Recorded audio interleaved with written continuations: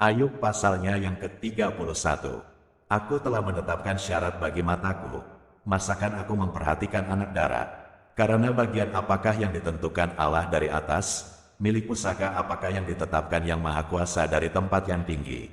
Bukankah kebinasaan bagi orang yang curang dan kemalangan bagi yang melakukan kejahatan? Bukankah Allah yang mengamat-amati jalanku dan menghitung segala langkahku? Jikalau aku bergaul dengan dusta, atau kakiku cepat melangkah ke tipu daya, biarlah aku ditimbang di atas neraca yang teliti, maka Allah akan mengetahui bahwa aku tidak bersalah. Jikalau langkahku menyimpang dari jalan, dan hatiku menuruti pandangan mataku, dan noda melekat pada tanganku, maka biarlah apa yang kutabur dimakan orang lain, dan biarlah tercabut apa yang tumbuh bagiku. Jikalau hatiku tertarik kepada perempuan, dan aku menghadang di pintu sesamaku, maka biarlah istriku menggiling bagi orang lain, dan biarlah orang-orang lain meniduri dia. Karena hal itu adalah perbuatan mesum, bahkan kejahatan yang patut dihukum oleh hakim. Sesungguhnya, itulah api yang memakan habis, dan menghanguskan seluruh hasilku. Jikalau aku mengabaikan hak budakku laki-laki atau perempuan, ketika mereka berperkara dengan aku, apakah dayaku kalau Allah bangkit berdiri, kalau ia mengadakan pengusutan? Apakah jawabku kepadanya? Bukankah ia yang membuat aku dalam kandungan, membuat orang itu juga? Bukankah satu juga yang membentuk kami dalam rahim? Jikalau aku pernah menolak keinginan orang-orang kecil, menyebabkan mata seorang janda menjadi pudar, atau memakan makananku seorang diri, sedang anak yatim tidak turut memakannya, malah sejak mudanya aku membesarkan dia seperti seorang ayah, dan sejak kandungan ibunya aku membimbing dia. Jikalau aku melihat orang mati karena tidak ada pakaian, atau orang miskin yang tidak mempunyai selimut, dan pinggangnya tidak meminta berkat bagiku, dan tidak dipanaskannya tubuhnya dengan kulit bulu dombaku, jikalau aku mengangkat tanganku melawan anak yatim, karena di pintu gerbang aku melihat ada yang membantu aku, maka biarlah tulang belikatku lepas dari bahuku, dan lenganku dipatahkan dari persendiannya. Karena celaka yang daripada Allah menakutkan aku, dan aku tidak berdaya terhadap keluhurannya. Jikalau aku menaruh kepercayaan kepada emas, dan berkata kepada kencana, engkaulah kepercayaanku. Jikalau aku bersukacita, karena kekayaanku besar, dan karena tanganku memperoleh harta benda yang berlimpah-limpah, jikalau aku pernah memandang matahari, ketika ia bersinar, dan bulan yang beredar dengan indahnya, sehingga diam-diam hatiku terpikat, dan menyampaikan kecupan tangan kepadanya. Maka hal itu juga menjadi kejahatan yang patut dihukum oleh hakim, karena Allah yang di atas telah kuingkari.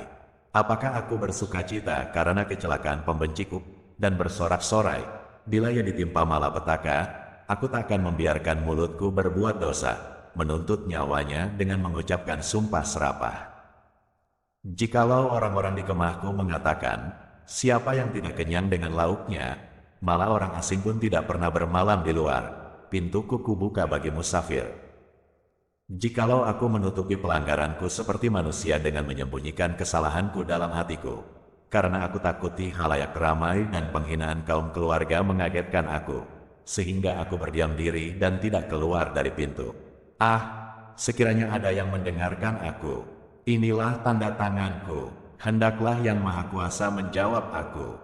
Sekiranya ada surat tuduhan yang ditulis lawanku, sungguh, surat itu akan kupikul, dan akan kupakai bagaikan mahkota. Setiap langkahku akan kuberitahukan kepadanya, selaku pemuka aku akan menghadap dia.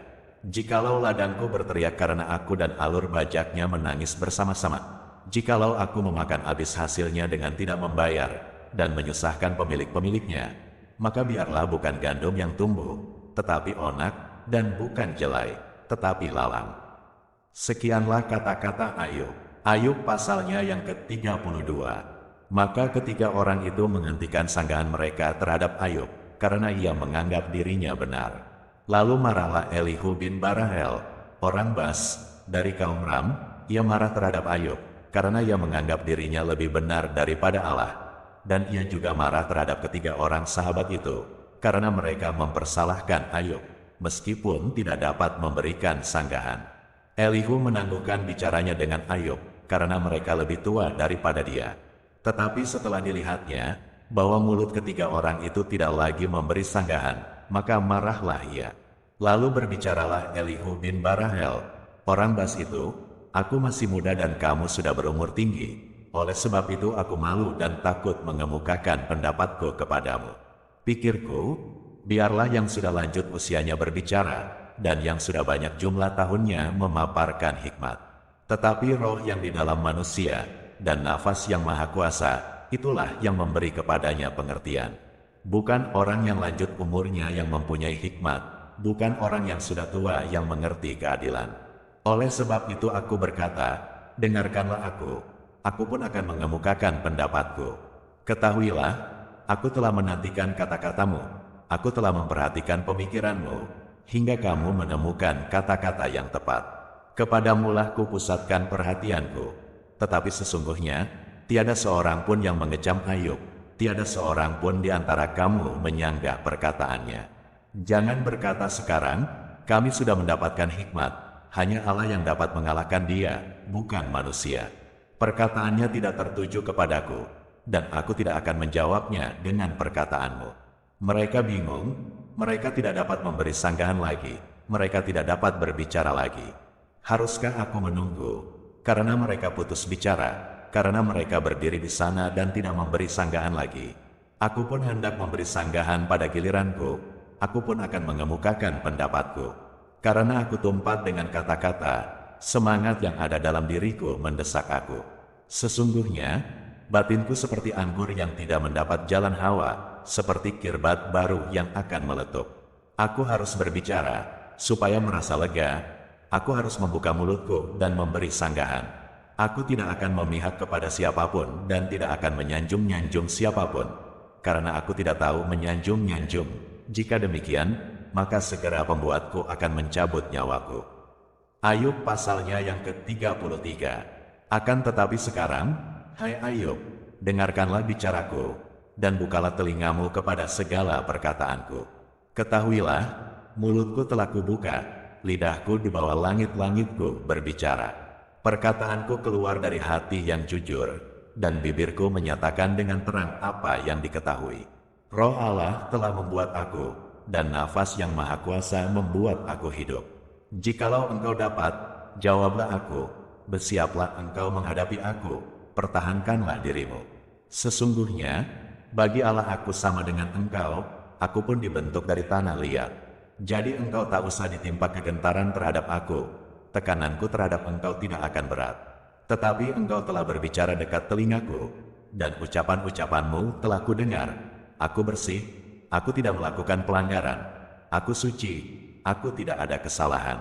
Tetapi ia mendapat alasan terhadap aku, ia menganggap aku sebagai musuhnya.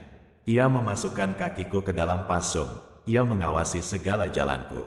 Sesungguhnya, dalam hal itu engkau tidak benar, demikian sanggahanku kepadamu, karena Allah itu lebih daripada manusia. Mengapa engkau berbantah dengan dia, bahwa dia tidak menjawab segala perkataanmu? Karena Allah berfirman dengan satu dua cara, tetapi orang tidak memperhatikannya. Dalam mimpi, dalam penglihatan waktu malam, bila orang nyenyak tidur, bila berbaring di atas tempat tidur, maka ia membuka telinga manusia dan mengejutkan mereka dengan teguran-teguran untuk menghalangi manusia daripada perbuatannya dan melenyapkan kesombongan orang untuk menahan nyawanya daripada liang kubur dan hidupnya daripada maut oleh lembing. Dengan penderitaan ia ditegur di tempat tidurnya dan berkobar terus-menerus bentrokan dalam tulang-tulangnya, perutnya bosan makanan, hilang nafsunya untuk makanan yang lezat-lezat, susutlah dagingnya, sehingga tidak kelihatan lagi, tulang-tulangnya yang mula-mula tidak tampak, menonjol keluar, sampai nyawanya menghampiri liang kubur, dan hidupnya mendekati mereka yang membawa maut. Jikalau di sampingnya ada malaikat, penengah, satu di antara 1000, untuk menyatakan jalan yang benar kepada manusia, maka ia akan mengasihaninya dengan berfirman, lepaskan dia, supaya jangan ia turun ke liang kubur, uang tebusan telah kuperoleh. Tubuhnya mengalami kesegaran seorang pemuda, ia seperti pada masa mudanya. Ia berdoa kepada Allah, dan Allah berkenan menerimanya. Ia akan memandang wajahnya dengan bersorak-sorai, dan Allah mengembalikan kebenaran kepada manusia. Ia akan bernyanyi di depan orang, "Aku telah berbuat dosa, dan yang lurus telah kubengkokkan, tetapi hal itu tidak dibalaskan kepadaku. Ia telah membebaskan nyawaku dari jalan ke liang kubur, dan hidupku akan melihat terang." Sesungguhnya, semuanya ini dilakukan Allah 2, 3 kali terhadap manusia, mengembalikan nyawanya dari liang kubur, sehingga ia diterangi oleh cahaya hidup. Perhatikanlah, hai Ayub, dengarkanlah aku, diamlah, akulah yang berbicara. Jikalau ada yang hendak kau katakan, jawablah aku, berkatalah, karena aku rela membenarkan engkau. Jikalau tidak, hendaklah engkau mendengarkan aku, diamlah, aku hendak mengajarkan hikmat kepadamu.